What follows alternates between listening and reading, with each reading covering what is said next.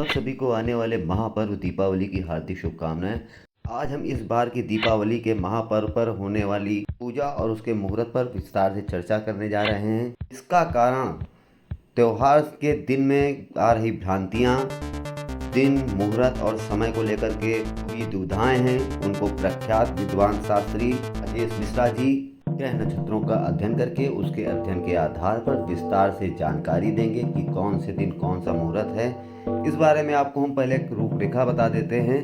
जो कुछ लोगों में भ्रांति बनी हुई है कि 31 और 1 अक्टूबर को लेकर के 1 अक्टूबर की दोपहर तक अमावस्या है, इसलिए 31 तारीख की रात को अमावस्या के समय ही दीपावली मनाई जाएगी। 29 अक्टूबर धनतेरस से दीपावली महापर्व की शुरुआत होगी। अगले दिन नरक चौदस दीपावली मनाई जाएगी। उसके बाद 31 तारीख को बड़ी दीपावली मनाई जाएगी। 2 दिन के लिए झमघट होगा, क्योंकि 1 तारीख की दोपहर तक अमावस्या होने की वजह से अन्नकूट पूजा 2 तारीख को ही मनाई जाएगी। 3 तारीख को द्विज और कलम पूजा मनाई जाएगी। ये मुहूर्त और लगन के हिसाब से शास्त्री राजेश मिश्रा जी ने नए धर्मशाला में आज अपने साक्षात्कार में विस्तार से जानकारी दी। उन्होंने क्या कहा, इस बारे में भी आपको हम अवगत कराएंगे। अरे इस रिपोर्ट में आप जान सकेंगे कि दीपावली से जुड़े अन्य तथ्य क्या हैं और कौन सी पूजा करने में अगर आपको व्यवधान आ रहा है तो उनका उपाय क्या है। ये नए धर्मशाला में हम पहुंच चुके हैं। यहाँ पर अब सूर्यदेव देख रहे हैं, नीचे लक्ष्मी नारायण की प्रतिमा आप देख रहे हैं। पुजारी जी पूजा अर्चना कर रहे हैं। इसके बाद हम इनका साक्षात्कार शुरू करने जा रहे हैं।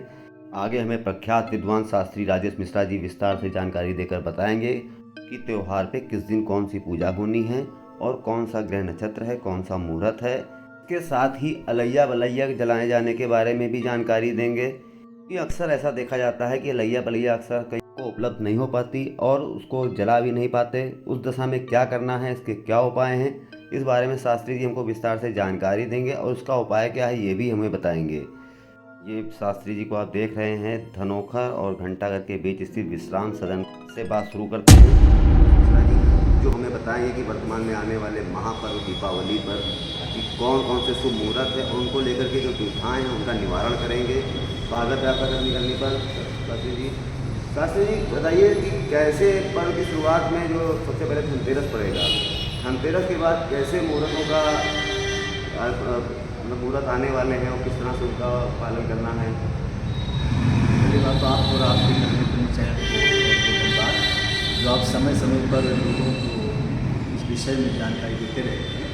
देखिए, इधर जो हमारे पर्वों में कुछ कन्फ्यूजन हो गया है दीपावली को लेकर के, तो दीपावली चाहे ज्योतिष का मत हो चाहे धर्मशास्त्र का मत हो, दीपावली 31 तारीख को ही मनानी चाहिए, क्योंकि इसमें 2 बातें होती हैं। एक तो अमावस्या में ही दीप उत्सव करना चाहिए। दूसरी बात, इसमें 2 बातें, तो दीपावली सायंकाल अमावस्या में जलाना चाहिए, फिर रात्रि ग्रापनी अमावस्या होती है कि पूरी रात लोग पूजा करते हैं, तो लोग तंत्रमंत्र का अनुष्ठान भी करते हैं। और वृक्ष लग्न सायंकाल के समय पाई जाती है, रात्रि में 12 बजे के बाद सिंह लग्न होती है। इसमें तो ये दोनों लग्न आपको अमावस्या में केवल 31 तारीख को ही मिल पाएंगे, तो इसलिए हर तरह से इन दोनों लग्नों की जब श्रद्धा होती है, ऐसा माना है तो उसमें पूजा का। हाँ, ये दोनों स्थिर लगने होती हैं और इन दोनों लग्नों में पूजा पाठ करने से ऐसा मान्यता है कि भगवान की कृपा से मतलब धन की कमी नहीं, लक्ष्मी की वृद्धि होती है, हमारा किया हुआ पूजा पाठ सफल होता है। इसलिए वृक्ष लग्न और सिंह लग्न, ये दोनों लग्न अगर देखा जाए तो अमावस्या के हिसाब से केवल 31 तारीख को ही मिल पाएंगे। और इसलिए अमावस्या, और दूसरी बात क्या होती है कि इस व्रत में एक नियम होता है, चाहे पर्व जो अपना दीपावली का है, इसमें होता है कि सूर्यास्त के समय वो तिथि हो, क्योंकि रात्रि का पर्व है जी, और मध्य रात व्यापनी भी हो, तो ये दोनों चीज़ें आपको इसलिए 31 को ही दीपावली मनाएंगे। धनतेरस अपने दिन पड़ रहा है, 1 दिन दूर पड़ेगा, फिर उसके बाद छोटी दीपावली, फिर बड़ी दीपावली। नहीं, हाँ 29 तारीख, हाँ 29 तारीख को धनतेरस का पर्व होगा और 30 तारीख को छोटी दीपावली और फिर 31 तारीख को बड़ी दीपावली, इसी प्रकार से। भैया दूज के बीच में 2 दिन पड़ेगी ऐसा माना जा रहा है। बहुत लोग ऐसा बता रहे हैं, कुछ लोग 1 दिन बता रहे हैं, कुछ 2 बता रहे हैं, इसकी दुविधा दूर करेंगे। देखिए भैया, दूज क्या है कि उसमें तो द्वितीया में ही पूजा की जाती है। जैसे 1 तारीख को परिवार, अब वो प्रतिपदा शाम को 5 बजे तक रहेगी, तो उस दिन तो मान लो हो ही नहीं सकता है। 2 तारीख रहेगी, तो 2 तारीख तक रहेगी। तो इसलिए चूँकि शाम को 5 बजे का मामला है तो रह नहीं सकता है, इसलिए 2 तारीख को है ना अन्नकूट की पूजा, अनुकूल पूजा। जो गोवर्धन पूजा होती है वो 2 तारीख को होगी, और भैया दूज की पूजा ये 3 तारीख को होगी, क्योंकि उस दिन पूरे दिन द्वितीया रहेगी रविवार। भैया दूज और ये कलम पूजा दोनों हाँ 3 तारीख। ये सब 3 तारीख। और अन्नकूट की पूजा जो है गोवर्धन पूजा से बोलते हैं, ये 2 तारीख को ही। अच्छा, घरेलू लोग कैसे पूजा करें, व्यवसायी लोग कैसे पूजा करें, व्यवसायिक प्रतिष्ठानों पर कैसे पूजा करने की कोई इस पर विधि बता दीजिए, और घरेलू पूजन की क्या विधि है, लक्ष्मी गणेश की इसकी क्या बताइए। देखिए पूजन का विधान तो एक ही होता है, चाहे वो घर में किया जाए या प्रतिष्ठान में अपने व्यापार में दुकान में किया जाए, पूजन का विधान तो एक ही है। लक्ष्मी गणेश की स्थापना करना है ना, उनको पंचोक्ता सोक्ता जैसी सामग्री हो, जैसी व्यवस्था हो, जैसा समय हो अपने पास, उस प्रकार से पूजन करना चाहिए। पूजन का क्रिया एक ही है, चाहे वो घर में करें या अपनी दुकान में करें। करने अब दुकान में लोग मसाला लिख लेते हैं, उस दिन अपने कापी ले आए, उसमें स्वास्तिकार्ड बना करके है ना, उसका पूजन कर लिया, तराजू का पूजन कर लिया, गले का पूजन कर लिया, ठीक ना। तो ये दुकान थोड़ा विशेष हो जाता है। घर में क्या होता है, लक्ष्मी गणेश की स्थापना करके और फिर उनको पंचोक्ता सोक्ता जैसे सामग्री व्यवस्था होती है उसका पूजन कर लेते। तो पूजन के विधान तो ये है।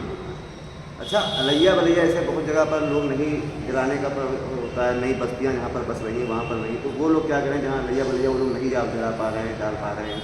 देखिए अगर वो नहीं जान पा रहे हैं तो उसका एक ही नियम होता है कि अलैया बलैया में होता क्या है कि उसमें अपने घर से जला करके एक निश्चित स्थान तक लोग ले जाते हैं, आबादी से दूर। आबादी से दूर, और उसको वहाँ पर जलाते ताकि उसकी मान्यता होती है घर में एक वर्ष में जितने जला वाला हमारे घर में आज तक रही हो, वो इसी दीपावली में साथ में जलती हुई चली जाए और वहाँ पर जाकर के तर्पण हो जाए, समापन हो जाए, विसर्जन हो जाए। अब आज के समय में तो ये संभव नहीं लगता है कि प्रत्येक गली मोहल्ले में हम उसको जला सकते हैं, क्योंकि काफ़ी लोग आते हैं जब उसको सब जलाने लगे तो काफ़ी उसका हो जाए।